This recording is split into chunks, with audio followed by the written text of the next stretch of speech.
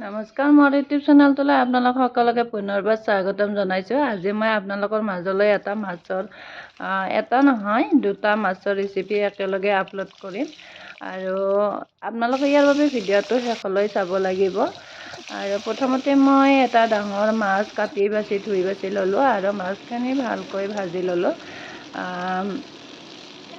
এতিয়া মাছ ভজা তেলখিনিতে শুকান পাঁচফোৰণ, শুকান জলকীয়া, পাঁচফোৰণ, পিঁয়াজ দি আদা নহৰু দি ভালদৰে ভাজি ল'লোঁ আৰু ইয়াতে দিলোঁ মুগ দাইল ধুই লৈছোঁ। মুগ দাইলখিনি দি ল'লোঁ আৰু দিলোঁ মাছৰ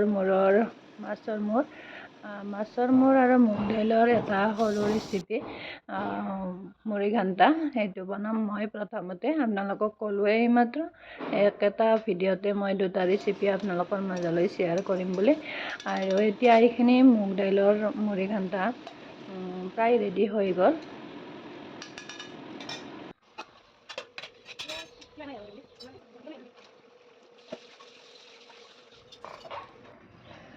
এতিয়া গৰম মছলা, জালুকৰ গুড়ি সকলোখিনি মিক্স কৰি পিচি লোৱা তাৰে এচামুচ ইয়াতে দি ল'লোঁ আৰু শেষত দিম এতিয়া মান ধনিয়া অকণমান কাটি দিম, ইয়াতে কেঁচা মান ধনিয়াৰ পাত। আৰু এই ৰেচিপিটো মানে মুৰিঘণ্টা ৰেচিপিটো মোৰ ৰেডি হৈ গ'ল। এতিয়া আন এটা ৰেচিপি আপোনালোকৰ মাজত শ্বেয়াৰ কৰিম। সেইটো হৈছে বেঙেনা ৰেচিপি। বেঙেনা দুটা মই ভালকৈ গেছত পুৰি ল'লোঁ আৰু বেঙেনাখিনি পুৰি লৈ ভালকৈ বাকলি গুচাই পিটিকি ল'লোঁ। এতিয়া কেৰাহী এটা বহাই দিছোঁ, তাত দিছোঁ সৰিয়হৰ তেল, পাঁচফোৰণ, শুকান জলকীয়া, পিঁয়াজখিনি দি অকণমান ভাজি লৈ ইয়াতে আদা ৰহুন বটা 1 চামুচ দি ল'লোঁ আৰু এইখিনিও অকণমান সময় ভাজি লৈ ইয়াতে দিম এতিয়া এটা সৰু মিডিয়াম চাইজৰ আলু মই কাটি লৈছিলোঁ আৰু আলুটো ইয়াতে দি দিলোঁ। এতিয়া দিম বিলাহী কেইপিচমান। বিলাহীটো অপশ্যনেল হয়, আপোনালোকে নিদিলেও নিদিব পাৰে। আৰু কেঁচা জলকীয়া ফালি ল'লোঁ দুটামান।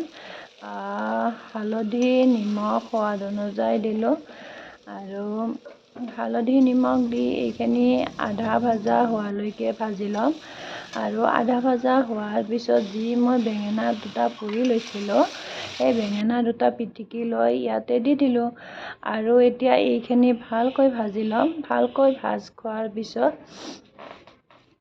অকণমান মছলাৰ গুড়ি এড কৰিম, শুকান জালুকৰ গুড়ি আৰু জিৰাৰ গুড়ি, সকলোখিনি শুকানকৈ মছলা বটি লোৱা তাৰে 1 চামুচ দি ল'লোঁ আৰু দিলোঁ ৰেড চিলি পাউডাৰ। এইখিনি দি অলপ সময় লৰাই লৈ দিলোঁ পানীখিনি দি মই অলপ উতলি অহাত প্ৰয়োজন অনুযায়ী মাছ দি দিলোঁ। মাছখিনি দি অকণমান মান ধনিয়া দি আৰু অকণমান জোল টাইপ কৰি ল'লোঁ। জোল টাইপ কৰি লৈ বেঙেনা আৰু মাছৰ এই ৰেচিপিটো মোৰ এতিয়া ৰেডি হৈ গ'ল। আৰু শেষত ভিডিঅ'টো আপোনালোকে সকলোৱে শেষলৈ চোৱাৰ বাবে সকলোকে অন্তৰৰ পৰা বহুত ধন্যবাদ জনালোঁ।